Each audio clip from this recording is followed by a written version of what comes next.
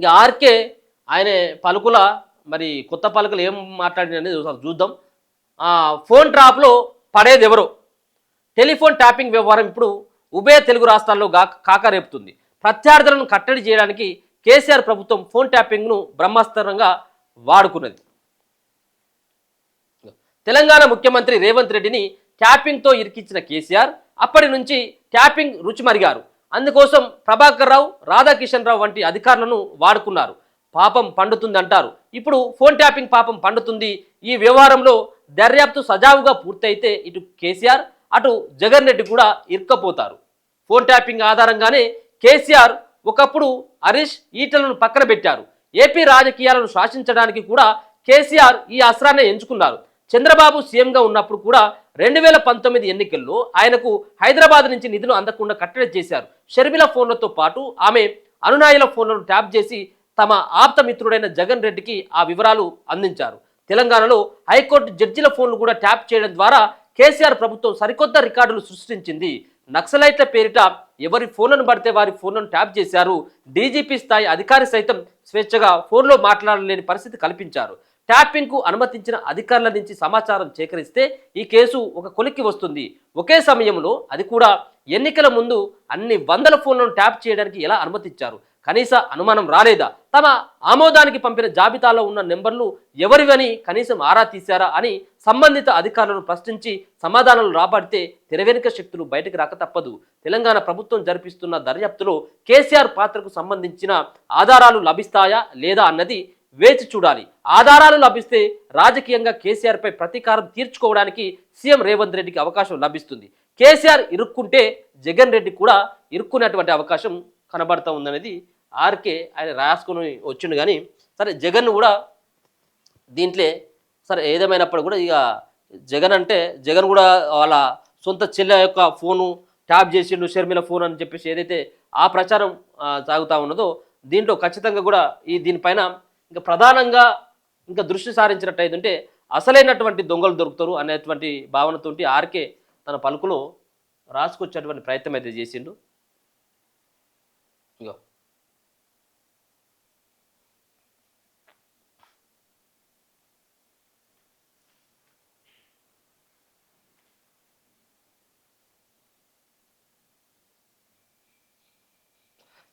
ఇగో phone tapping ద్వారా ప్రస్తుత తెలంగాణ ముఖ్యమంత్రి రేవంత్ రెడ్డిని ఇరికించిన కేసీఆర్ అప్పటి నుంచి ట్యాపింగ్ రుచి మరిగారు. ఇందుకోసం ప్రభాకర్ రావు, రాధాకిషన్ రావు వంటి అధికారులు వాడుకున్నారు. పాపం పండుతుందంటారు. ఇప్పుడు ఫోన్ ట్యాపింగ్ పాపం పండుతుంది. ఈ వ్యవహారంలో దర్యాప్తు సజావుగా పూర్తయితే కేసీఆర్, జగన్ రెడ్డి కూడా అరెస్ట్ అయ్యేటువంటి అవకాశం ఉంటుంది అనేది ఒక వార్త. రికార్డు చేసిన తన వాయిస్ను తన చిన్నాన్న వైవి సుబ్బారెడ్డి తనకే వినిపించారని షర్మిల చెప్పుకొచ్చారు. దీన్ని బట్టి జగన్ రెడ్డి కోసం కేసీఆర్ ట్యాపింగ్ చేయించారని అర్థమవుతుంది. టెలిఫోన్ ట్యాపింగ్ అనేది ఇప్పుడు సర్వసాధారణం అయిపోయింది. అందుకే ప్రజలు కూడా దీన్ని సీరియస్గా తీసుకోవడం లేదు. అయితే తెలంగాణలో హైకోర్టు జడ్జిల ఫోన్లు కూడా ట్యాప్ చేయించడం ద్వారా కేసీఆర్ ప్రభుత్వం సరికొత్త రికార్డు సృష్టించింది. దొంగ చెవులకు చెక్కు. మన దేశంలోనే కాదు ప్రపంచవ్యాప్తంగా వ్యక్తిగత గోప్యత మౌలిక హక్కు. ఇప్పుడు ప్రభుత్వాలే ఈ హక్కును హరిస్తున్నాయి. నియమ నిబంధనలు పాటించకుండా ఫోన్ ట్యాపింగ్ చేయడం తీవ్ర నేరంగా ఇండియన్ టెలిగ్రామ్ చట్టం పేర్కొంటుంది. ప్రజల భద్రత, అంతర్గత శాంతి భద్రతలు వంటి కారణాలతో ఈ చట్టం ద్వారా ఫోన్లు ట్యాప్ చేసే అధికారం కేంద్ర రాష్ట్ర ప్రభుత్వాలకు సంక్రమించింది. కాలక్రమంలో అధికారంలో ఉన్న వాళ్ళు రాజకీయ ప్రత్యర్థులు కదలికలు, వ్యూహాలు తెలుసుకోవడానికి ట్యాపింగ్ చేయించారు. ఈ క్రమంలో 1988లో కర్ణాటక ముఖ్యమంత్రిగా ఉన్న రామకృష్ణ హెగ్డేపై తమ రాష్ట్రంలోని ప్రతిపక్ష నాయకుల ఫోన్లు ట్యాప్ చేయించారన్న ఆరోపణలు వచ్చాయి. ఇందులో నిజం ఉండడంతో రామకృష్ణ హెగ్డే ముఖ్యమంత్రి పదవికి రాజీనామా చేశారు. నీరా రహాడియార్ టేపుల వ్యవహారంలో కూడా సంచలనమైంది. ఈ నేపథ్యంలో టెలిఫోన్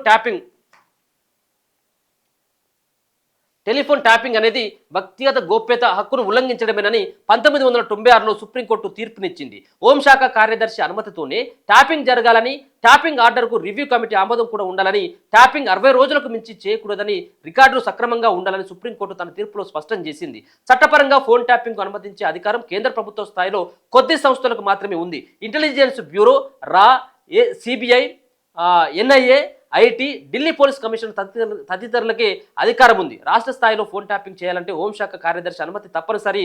తెలంగాణలో జరిగిన ట్యాపింగ్ విషయానికి వస్తే ఇక నియమ నిబంధనలు తుంగలో తొక్కారు. నక్సలైట్ల పేరిట ఎవరి ఫోన్లను పడితే వారి ఫోన్లను ట్యాప్ చేశారు. డీజీపీ స్థాయి అధికారి సైతం స్వేచ్ఛగా ఫోన్లో మాటలు లేని పరిస్థితి కల్పించారు. జగన్ పాలనలో కూడా అలాగే సాగింది. సొంత పార్టీలకు చెందిన కీలక నాయకులపై కూడా నిఘా పెట్టించారు. ప్రస్తుత కేసులో విచారణ ఎదుర్కొంటున్న ప్రభాకర్ రావు అనే రిటైర్డ్ అధికారి సిట్ అధికారులకు సహకరించడం లేదు. అయితే ఆయన ఆధ్వర్యంలో జరిగిన ఫోన్ ట్యాపింగ్ కు అనుమతించిన అధికారులు ఎవరు, వారి ముందుకు వచ్చిన అభ్యర్థనలు ఎన్ని, ఎవరెవరి ఫోన్లు ట్యాప్ అయ్యాయి వంటి అంశాలను ట్యాపింగ్ కు అనుమతించిన అధికారుల నుంచి సమాచారం సేకరిస్తే ఈ కేసు కొలిక్కి వస్తుంది. ఒకే సమయంలో అది కూడా ఎన్నికల ముందు అన్ని వందల ఫోన్లు ట్యాప్ చేయడానికి ఎలా అనుమతించారు? కనీసం అనుమానం రాలేదా? తమ ఆమోదానికి పంపిన జాబితాలో ఉన్న నెంబర్లు ఎవరివి అని కనీసం ఆరా తీశారా అని సంబంధిత అధికారులను ప్రశ్నించి సమాధానం రాపడితే తెరవెనుక శక్తులు బయటకు రాక తప్పదు. పెగాసస్ సాఫ్ట్వేర్ ను అనాధికారికంగా తెప్పించుకొని విచ్చలవిడిగా ఫోన్ ట్యాపింగ్ చేయించారన్న ఆరోపణలు కూడా బలంగా వినిపించాయి. ముఖ్యమంత్రి ఆదేశాలు లేకుండా రాజకీయ నాయకుల ఫోన్లను అధికారులు ట్యాప్ చేయరు. వందల కొద్ది ఫోన్లను ట్యాప్ చేయడం వల్ల కింది స్థాయి అధికారులు పనిలో పనిగా తమకు గిట్టని వారి ఫోన్లను కూడా దొంగచాటున విన్నారు. ముంబైలో ఒక కేసుకు సంబంధించిన ఫోన్ ట్యాపింగ్ చేయించారు. అయితే ఆ పనికి నియమితులైన ఆపరేటర్ తనకు ఇష్టమైన ఒక హీరోయిన్ ఫోన్ను ప్రతిరోజు దొంగచాటుగా వినేవాడు. ఉన్నతాధికారుల తనిఖీలో ఇది బయటపడింది. ఈ లెక్కన ట్యాపింగ్ అనేది ఏ స్థాయిలో దుర్వినియోగం అయ్యే అవకాశం ఉంది. తెలంగాణ ప్రభుత్వం జరిపిస్తున్న దర్యాప్తులో కేసీఆర్ పాత్రకు సంబంధించిన ఆధారాలు లభిస్తాయా లేదా అన్నది వేచి చూడాలి. ఆధారాలు లభిస్తే రాజకీయంగా కేసీఆర్పై ప్రతీకారం తీర్చుకోవడానికి ముఖ్యమంత్రి రేవంత్ రెడ్డికి అవకాశం వస్తుంది. కేసీఆర్ ఇరుక్కుంటే జగన్ రెడ్డి కూడా ఇరుక్కునే అవకాశం లేకపోలేదు. రాష్ట్ర ప్రభుత్వాలు విచ్చలవిడిగా ఫోన్లు ట్యాప్ చేస్తున్నందున ప్రజలు వ్యక్తిగత గోప్యత హక్కును పరిరక్షించాలంటే నిబంధనలను మరింత కఠినతరం చేయాలి. ట్యాపింగ్ కు జ్యుడిషియల్ అనుమతి తప్పనిసరి చేయాలి. హోంశాఖ కార్యదర్శి అనుమతికి ముందు హైకోర్టులో సీనియర్ న్యాయమూర్తి అనుమతి పొందడం తప్పనిసరి చేయాలి. ఆ తర్వాత కూడా కింది స్థాయి అధికారులను వదిలిపెట్టకుండా మాజీ న్యాయమూర్తులు, సాంకేతిక నిపుణులు, పార్లమెంటు సభ్యులతో పర్యవేక్షణకు కమిటీని ఏర్పాటు చేయాలి. ఈ కమిటీ కూడా సుప్రీంకోర్టు పర్యవేక్షణలోనే ఉండాలి. ప్రతి 3 నెలలకు ఒకసారి ట్యాపింగ్ ఆదేశాలపై సమీక్ష జరపాలి. పౌర హక్కులకు భంగం కలిగితే నష్టపరిహారం చెల్లించే నిబంధనలను విధించాలి. అమెరికాలోని ఫారిన్ ఇంటెలిజెన్స్ సర్వేలెన్స్ చట్టం ప్రకారం ట్యాపింగ్ కోసం ప్రత్యేక న్యాయమూర్తుల అనుమతి కూడా ఉన్నదట. ఇంగ్లాండ్లో మంత్రి మండలి ఆమోదం తర్వాత ఒక సీనియర్ న్యాయమూర్తి కూడా ఆమోద ముద్ర వేయాలి అనేటువంటిది అక్కడ ఉంటుందట.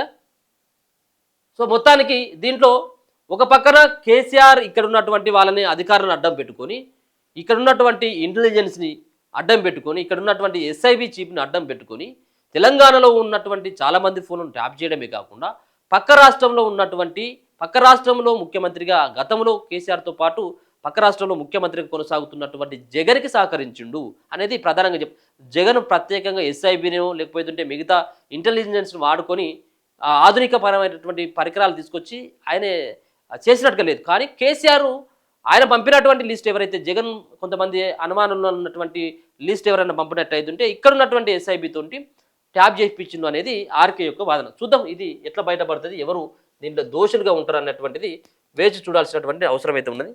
ఎవరు ఇరుక్కుంటారు, ఎవరు దోషులుగా తేలుతారు, ఎవరు నిర్దోషులుగా బయటకు వస్తారు, ఇదంతా కూడా కేవలం ప్రచారం మాత్రమేనా, నిజం ఉంటుందా లేదనేది ఒకసారి చూడాలి.